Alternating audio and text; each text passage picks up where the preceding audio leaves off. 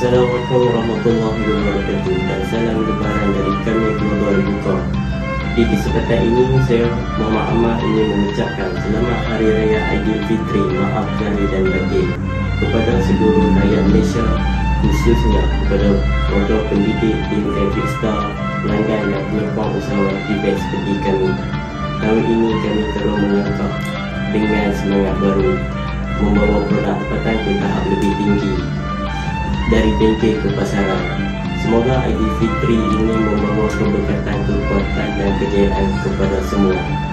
Selamat Hari Raya Aidilfitri, maaf zahir dan batin.